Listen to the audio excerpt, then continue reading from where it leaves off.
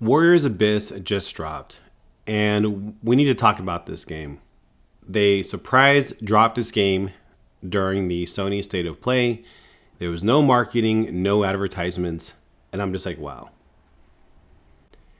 Now, first off, I decided to review this game because I couldn't find any information whether or not this game was running at 30 frames per second or 60 frames per second on the Nintendo Switch. So, short answer is yes, the game runs at 30 FPS, but that's okay. This might sound a little strange, but even though the game runs at 30 FPS, the controls run at 60 frames per second. Right? Does that kind of make sense? Like, the controls are snappy, they're very responsive.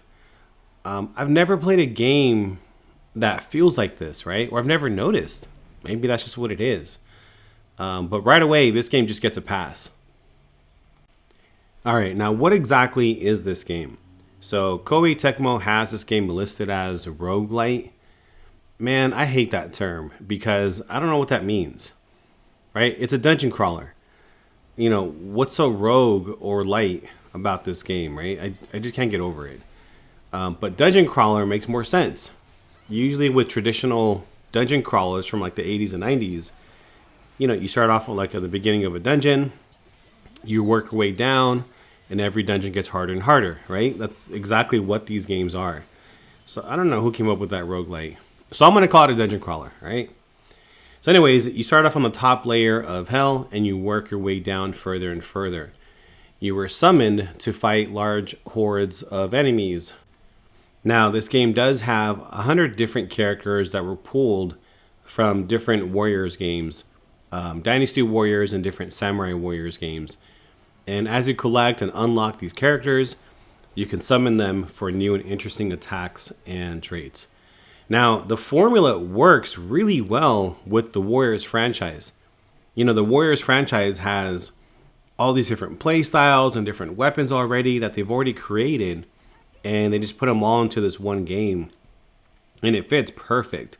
It works really well. Also with the summoning aspect of it. So really good job on whoever came up with that idea. It's fantastic. Now, I hope people buy and support this game because I would love to see a part 2 and a part 3. I mean, I'm already asking for the sequels, and I just got into this game. I think it's really good. One more thing to point out for my Nintendo Switch users. This is an excellent game that runs well on the screen and in handheld. So, you know how when you have your Switch, there's certain games that are better played like on a giant screen, and then there's other games that are better played in handheld. This is the one that plays really well in handheld and on TV, like it's both. All right, so on to the question that I ask on every video. Is this game worth buying? And the answer is 100% yes. Especially, I didn't even tell you the price. The price is $25 US. That's an excellent price. I would have paid like $50, $60 for this game. And you're selling it for $25? So I'm actually going to buy it again on the PlayStation. But the Switch will definitely be my go-to playthrough.